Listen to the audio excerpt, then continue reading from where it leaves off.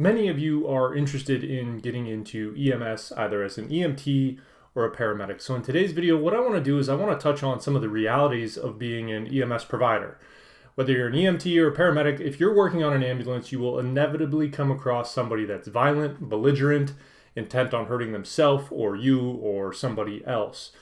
It's just a reality of the job, and that's something that a lot of people don't talk about, and that's something that you are going to be very ill prepared going through EMT and medic school of how to deal with that. And I think that's something that a lot of EMT and medic schools should focus on more is self-defense for EMS providers. It's a problem.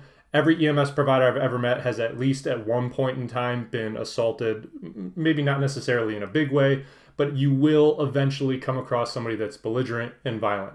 So let's get started. This video shows a man trying to break into an ambulance in the middle of Pelham Parkway Thursday night around 8:30 while first responders try to pull away.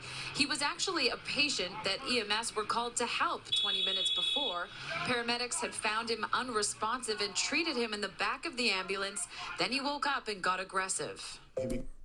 So you might not necessarily find yourself in a situation that is this dramatic, somebody trying to pound out a window and break into the back of the squad, but this is something you will come across, people that are intent on hurting you or other people.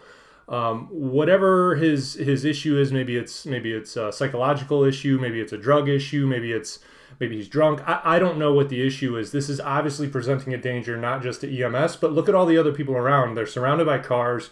Who knows who's in those cars?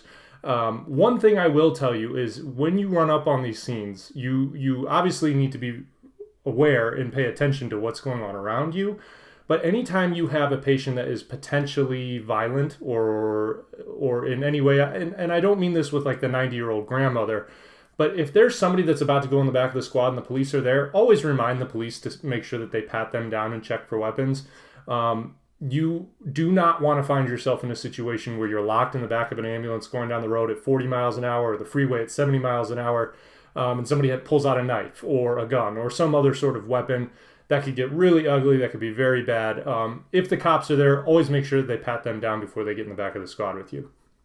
Became aggravated and violent. He started punching the EMT in the back. He spit on him. The two first responders called police for backup. The FDNY says the patient forced his way out of the ambulance, then tried to get back in. He eventually succeeded, and you can see one EMS responder run out the back. They're shaken up, but they're okay. These EMTs that you saw last night, they're working for $17 an hour, risking their life. That's almost $2 above minimum wage. It is horrific. That's why thousands of EMTs leave this job. So that's something I want to touch on. I made a video talking about overdoses and how to handle them properly. I'll put it up here if you're interested in seeing that video. And in that video, I mentioned that when you show up on scene, you need to be paying attention to the other people around. You need to be paying attention to how people are acting, if it seems like somebody's violent or could potentially become violent. And if you feel as though your life or your safety is in danger, you need to remove yourself from the scene, whether it be just going back to the ambulance and locking the doors or driving down the street. You need to get away from that. And some people jumped on the comments, and I got some messages from people saying, well, you can't do that. You can never leave a patient under any circumstances. And that is incorrect. This guy hit the nail on the head. You're making $17 an hour. Maybe you're making $20 an hour or $30 an hour. Whatever it is that you're making, it doesn't really matter. You're not there to get beat up. You're not there to get killed or hurt or seriously injured. And by the way, if you're hurt or injured, you can provide no help to anybody else, and that's what you're there to do. So if you feel as though your safety has now become an issue, whether it be from this patient or from a bystander, that happens a lot too, you need to remove yourself from the scene until you can get help and until the situation or the scene is secure so that you can go back in. All the time. It's a revolving door. Oh, one other thing I meant to ask is, I heard that I didn't realize that the FDNY only pays their EMTs $17 an hour. That's a lot lower than I expected. I'd be interested to hear from you guys what you think EMTs and paramedics should be paid. I know there's a big push right now for $15 an hour minimum wage. Obviously, I believe that EMTs and paramedics should get paid more than minimum wage because there's a lot of skills and education and training necessary for the job. But I'd be interested to hear what you guys think and what some of the different salaries are. Obviously, you don't have to tell me your salary.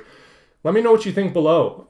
This is obviously a contentious issue. Anytime you're dealing with pay and salary and stuff like that, people have some real strong opinions, but let me know what you think.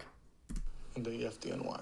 Nobody stays here. It's not worth risking your life. The union president says assaults on EMS are on track to double this year, and many incidents go unreported. So far this year, there's been 140 incidents reported in 6 months, compared to 200 last year over a 12-month span. I truly think we need to be more appreciative of the healthcare people that work. We spoke to some EMTs who couldn't go on camera, but say they've also been assaulted by patients or even bystanders while just trying to do their job and save people's lives. In the Bronx, Natalie Duddridge, CBS 2 News.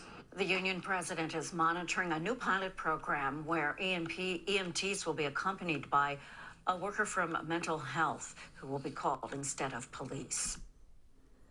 So that's another point I've been hearing a lot recently. And obviously everything that's going on with the police in a lot of the big cities, they're talking about sending social workers or somebody else to domestic violence or other types of issues. Sending a mental health worker on EMS calls, well, I would have a lot of questions. First would be, what exactly is a mental health worker? Is it a social worker? Is it a psychologist, a psychiatrist? What type of experience do they have? Do they have EMS experience? Do they know what to do in these situations? Have they dealt with violent patients? You know, are they able to subdue a violent patient? What if a violent person is trying to hurt somebody else? What type of powers do they have? What can they do? But the idea of not allowing cops or sending people that aren't police officers to keep the peace on a call for somebody that is actively violent, something like this. You saw at the end of this video, after that guy walked back out of the squad, he was walking towards those other cars, yelling at the people in the cars, and I don't know what ultimately ended up happening.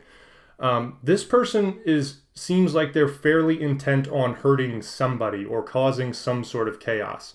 That's a police issue, and while I understand that people are trying to get a greater sense of sensitivity and having mental health workers in situations like this, that seems like a monumentally terrible idea that's going to get people hurt. Not necessarily just the EMTs, but the patients themselves, and who knows what other bystanders, people in these cars or whoever else. But let me know what you guys think below. Obviously, that's a very hot issue right now of how we should handle these types of things. Let me know what you think. I think it's a terrible idea. But there's a lot of opinions out there. So anyways, I hope you found this useful. Hope you found this helpful. If you did, give it a thumbs up. Consider subscribing to the channel, and I will see you guys in the next video.